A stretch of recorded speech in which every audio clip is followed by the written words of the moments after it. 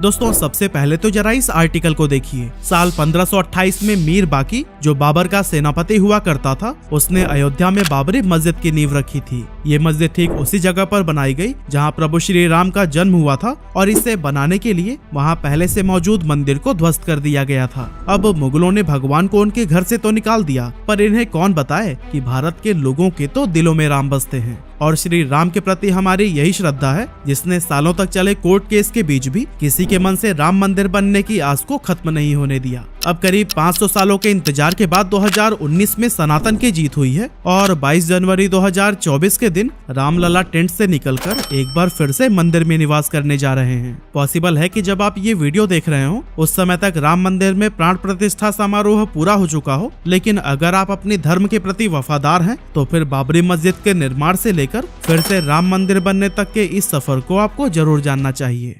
तो दोस्तों साल 1526 में मुगल साम्राज्य शुरू होने के महज 2 साल बाद ही यानी 1528 में बाबर के कहने पर उसके सेनापति मीर बाकी ने अयोध्या में राम मंदिर को तोड़वा दिया और उसकी जगह पर एक मस्जिद बनवाई जिसका नाम बाबर के सम्मान में बाबरी मस्जिद रखा गया। अब मुगल काल में सिर्फ अयोध्या का राम मंदिर ही नहीं बल्कि हजारों मंदिर तोड़े गए थे जिनके सबूत आज भी हमें देश के कोने कोने में देखने को मिल जाते हैं। पर उस टाइम बाबर ने विरोध की हर आवाज दबा दी और हिंदुओं को उनके ही देश में उन्हीं के भगवान से दूर रखा गया। पर इस कहानी में ट्विस्ट उस समय आया जब साल 1813 के आसपास फैजाबाद के ब्रिटिश ऑफिसर ने एक रिपोर्ट तैयार की जिसमें उन्होंने मस्जिद के अंदर हिंदू मंदिर जैसी कलाकृतियां मिलने का जिक्र किया था। और दोस्तों इस रिपोर्ट के सामने आने के बाद ही पहली बार हिंदू संगठनों ने दावा किया कि बाबर ने साल 1528 में राम मंदिर तोड़वाकर मस्जिद बनाई थी। इस तरह के दावे सामने आने के बाद हिंदुओं और मुस्लिमों के बीच नफरत की आग जलने लगी और साल 1853 में अवध के नवाब वाजिद अली शाह के समय पहली बार अयोध्या में सांप्रदायिक हिंसा भड़क उठी। हालांकि इसके बाद भी हिंदू और मुस्लिम एक ही जगह पर पूजा और नमाज अदा किया करते थे।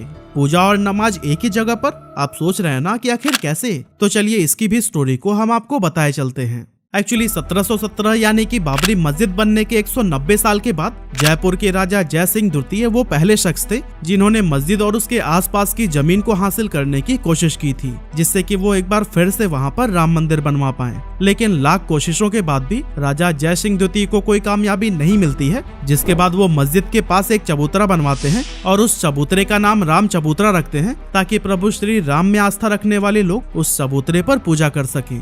अब जब साल 1855 में हिंदुओं को आंतरिक परिसर में जाने पर रोक लगा दी गई जहां मुस्लिम नमाज अदा करते थे, तब हिंदू मस्जिद के बाहर बने इसी राम चबूतरे पर ही पूजा किया करते थे। यह चबूतरा विवादित ढांचे के परिसर के अंदर मुख्य गुंबद से 150 फीट दूर बनाया गया था। इसके बाद आगे चलकर 1859 में ब्रिटिश सरकार ने इस विवादित जगह को तार से डिवाइड कर दिया ताकि हिंदू और मुस्लिम शांति के साथ अलग अलग पूजा और नमाज अदा कर सके।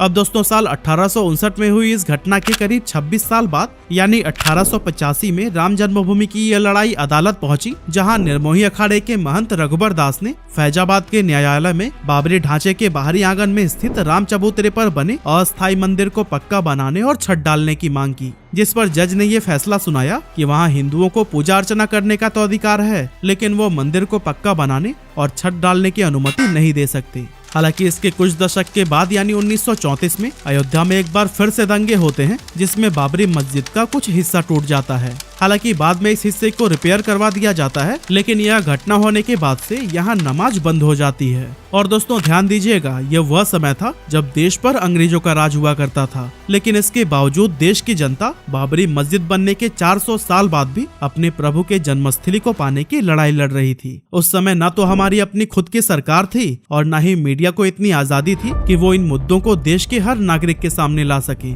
और तो और देश को चलाने वाली कांग्रेस ने भी इन मुद्दों से किनारा किया हुआ था। हाँ, अगर कोई चिंतित था तो वो थी देश की आम जनता जो कि अपनी जान की बाजी लगाकर अपने प्रभु के हक की लड़ाई लड़ रही थी। इसी तरह से समय बीतता जाता है और साल 1947 आता है जब देश को सालों की गुलामी के बाद अंग्रेजों से आजादी मिली थी। आजादी के साथ ही लोगों की ये उम्मीदें भी बढ़ जाती है कि अब तो राम मंदिर बनकर ही रहेगा, लेकिन उस समय की स्थिति तो कुछ और ही बयां कर रही थी। कांग्रेस का कोई भी बड़ा नेता इस मुद्दे पर बात करना तो बहुत दूर की बात है, उन्होंने तो इस मुद्दे को लेकर सीधे अपने हाथ ही खड़े कर दिए थे। और दोस्तों फिर पॉलिटिकल सपोर्ट न मिलने के बाद ही शुरू होता है असली विवाद। 23 दिसंबर 1949 की सुबह अचानक से चारों तरफ यह बात फैल जाती है कि विवादित ढांचे के अंदर भगवान श्री राम की मूर्तियां पाई गई हैं। हिंदू पक्ष ये दावा करने लगते हैं कि बीती रात भगवान श्री राम प्रकट हुए हैं, जबकि मुस्लिम पक्ष यह आरोप लगाते हैं कि किसी ने रात के अंधेरे में चुपचाप वहां पर मूर्तियां रख दी हैं। अब जैसे ही इस बात की खबर चारों तरफ फैलती है, दोनों पक्षों के लोग मस्जिद परिसर में इकट्ठा हो जाते हैं। विवाद को बढ़ता हुआ देख उस टाइम के प्राइम मिनिस्टर जवाहरलाल नेहरू जिला मजिस्ट्रेट के नायर को चिट्ठी लिखकर यह आदेश देते हैं कि मूर्ति को वहां से हटाया जाए और स्थिति को शांत किया जाए। लेकिन के नायर दंगों और हिंदुओं की भावनाओं के भड़कने के डर से इस आदेश को पूरा करने में हाथ खड़ा कर देते हैं। के नायर प्राइम मिनिस्टर नेहरू जी को जवाब में लिखते हैं कि अगर मंदिर से मूर्तियां हटाई गई तो इससे हालात बिगड़ जाएंगे और हिंसा भी बढ़ सकती है। लेकिन दोस्तों जब यह पत्र नेहरू जी तक पहुंचता है, तब वह नायर जी के खत के जवाब में एक और खत लिखते हैं और फिर वापस से मूर्ति हटवाने की ही बात कहते हैं। लेकिन के नायर इस बार भी अपने हाथ पीछे खींच लेते हैं और मूर्ति को हटाने से साफ इनकार कर देते हैं। इस घटना के 7 दिन बाद ही फैजाबाद कोर्ट के द्वारा बाबरी मस्जिद को विवादित भूमि घोषित करके इसके मुख्य दरवाजे पर ताला लगा दिया जाता है। इसके बाद से 1950 में फैजाबाद सिविल कोर्ट में 2 अर्जी दाखिल की गई, जिसमें एक में रामलला की पूजा की इजाजत और दूसरे में विवादित ढांचे में भगवान राम की मूर्ति रखने की इजाजत मांगी गई। हालांकि 9 साल के बाद तीसरी अर्जी भी 1959 में दाखिल हुई, जिसमें निर्मोही अखाड़ा ने विवादित जगह पर मालिकाना हक जताया था। लेकिन फिर इस अर्जी के 2 साल बाद यानी 1961 में सुन्नी वक्फ बोर्ड ने भी कोर्ट में अर्जी लगाई और मस्जिद व आसपास की जमीन पर अपना हक जताया। ये क्रम लगातार चलता रहा। कभी हिंदू पक्ष तो कभी मुस्लिम पक्ष विवादित जमीन को अपने अधिकार में लेने के लिए तरह तरह के दावे करते रहे।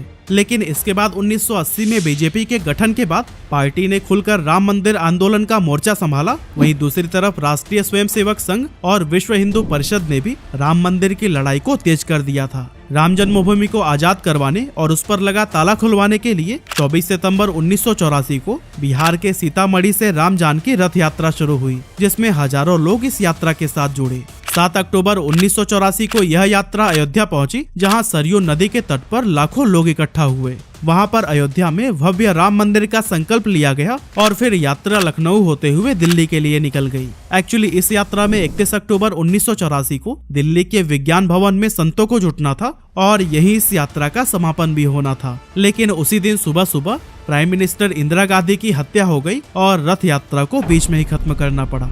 इसके बाद आता है साल 1985 का साल, जब राम मंदिर लड़ाई को एक नई दिशा मिलती है। एक्चुअली इसी साल शाहबानो नाम की एक मुस्लिम महिला अपने पति से तलाक मिलने के बाद गुजारा भत्ता के लिए कोर्ट पहुंचती है, जहां कोर्ट उसके पक्ष में ही फैसला सुना देती है। अब इस फैसले से मुस्लिम समुदाय नाराज हो जाता है और दोस्तों इस कम्युनिटी के लोगों की नाराजगी को दूर करने के लिए उस टाइम के प्राइम मिनिस्टर राजीव गांधी 1986 में संसद में कानून बनाकर सुप्रीम कोर्ट के फैसले को ही पलट देते हैं। असल में राजीव गांधी 1979 के इलेक्शन के लिए ये सब कुछ कर रहे थे ताकि उन्हें मुस्लिम समुदाय के लोगों से भी वोट मिल सके। हालांकि राजीव गांधी के इस शर्मनाक कदम से हिंदू उनसे नाराज होकर उन पर मुस्लिम कम्युनिटी को खुश करने का आरोप लगाते हैं, जिसके बाद इस डैमेज को कंट्रोल करने के लिए राजीव गांधी एक और ऐतिहासिक भूल करते हैं और ये भूल होती है हिंदुओं की मांग को मानने की, जिसके लिए वो 1986 में ही 37 सालों से बंद अयोध्या के विवादित बाबरी ढांचे का ताला खुलवा देते हैं, जिससे कि वहां फिर से पूजा अर्चना शुरू हो जाती है। अब देखिए फिर से यहाँ मुस्लिम कम्युनिटी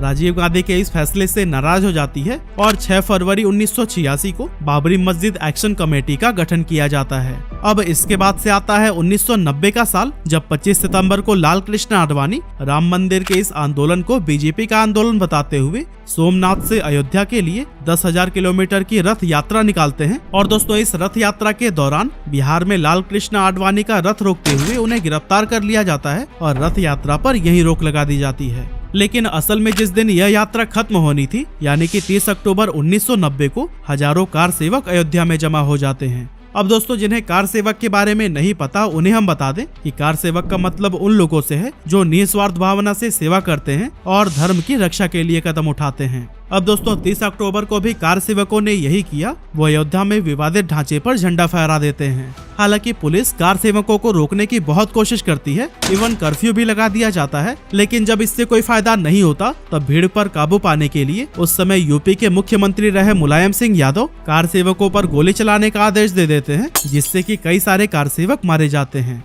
दावा किया जाता है कि पुलिस की इस गोलाबारी में 55 राम भक्त मारे गए थे, जबकि यूपी पुलिस 17 कार सेवकों के मारे जाने की ही बात को मानती है। इसके बाद आता है 6 दिसंबर 1992 की तारीख। उस समय पीवी नरसिम्हा राव देश के प्राइम मिनिस्टर थे और कल्याण सिंह यूपी के मुख्यमंत्री। इसी दिन 2 लाख कार सेवक विवादित ढांचे के पास इकट्ठा हो जाते हैं और दोस्तों कहा जाता है कि कार सेवकों के अयोध्या पहुंचने से पहले ही कल्याण सिंह कोर्ट को ये भरोसा दिला चुके थे कि ये विवादित ढांचे को किसी भी तरह का कोई नुकसान नहीं होने देंगे। साथ ही दोस्तों ये भी खबर मिलती है कि कल्याण सिंह ने पुलिस को ये आदेश दिया हुआ था कि चाहे कुछ भी हो जाए वो भीड़ पर गोली नहीं चलाएंगे। वहीं दूसरी तरफ हजारों कार सेवक जो 6 दिसंबर 1992 की सुबह विवादित ढांचे के पास खड़े थे, वो दोपहर तक ढांचे के ऊपर चढ़ जाते हैं और 1:55 पर विवादित ढांचे के एक गुंबद को गिरा देते हैं और फिर 1.5 घंटे बाद यानी करीब 3:30 बजे वो दूसरा गुंबद भी गिराते हैं और फिर शाम के करीब 5 बजे तक वो तीनों गुंबद ही गिरा देते हैं, जिससे कि पूरे यूपी में हाहाकार मच जाता है और स्थिति को काबू में करने के लिए यूपी में राष्ट्रपति शासन लगा दिया जाता है। ढांचा गिराए जाने के कुछ ही घंटों के बाद से कल्याण सिंह जी यूपी के मुख्यमंत्री पद से इस्तीफा दे देते हैं, लेकिन उस टाइम उन्हें देखकर ऐसा लग रहा था कि इस बात का उन्हें कोई मलाल ही नहीं है। और दोस्तों इस बात को उन्होंने 2019 में खुद स्वीकार किया था, क्योंकि जब सुप्रीम कोर्ट से राम मंदिर पर फैसला आया तब एक न्यूज चैनल से बात करते हुए कल्याण सिंह ने कहा था कि ढांचा ढहाए जाने का मलाल ना तो तब था और न अब है। राम मंदिर बनने के फैसले से मैं इतना खुश हूँ कि अब मैं चैन से मर पाऊंगा। खैर 1992 की घटना के बाद भी अलग अलग जगह पर कई बार दंगे हुए, जिसमें बहुत सारे लोग मारे गए, लेकिन इसके बावजूद कोर्ट में शांति छाई रही। लेकिन 90 के दशक में जब वापस से बीजेपी की सरकार बनी तब एक बार फिर से देश में राम मंदिर की लड़ाई तेज हो गई। बीजेपी ने 1999, 2004 और फिर आगे जितने भी चुनाव हुए उसमें राम मंदिर को अपने घोषणा पत्र में शामिल किया और इस दौरान एक लंबी कानूनी लड़ाई भी लड़ी और दोस्तों आखिरकार हमें जीत मिली गई। 9 नवंबर 2019 को सुप्रीम कोर्ट एक ट्रस्ट बनाकर विवादित स्थल पर राम मंदिर को बनाने की अनुमति दे देती है और साथ ही वह मस्जिद के लिए भी एक वैकल्पिक जमीन देने का आदेश देती है, जिसके बाद से 5 फरवरी 2020 को ट्रस्ट का गठन किया जाता है और फिर राम मंदिर का निर्माण कार्य शुरू हो जाता है। तो दोस्तों 1528 में बाबर के कहने पर राम मंदिर को गिराकर उसके जगह पर बाबरी मस्जिद को खड़ा किया गया था, लेकिन अब 492 साल के बाद इसी जगह पर ही राम मंदिर का निर्माण हो रहा है, जो कि हर एक हिंदुस्तानी के लिए गर्व की बात है।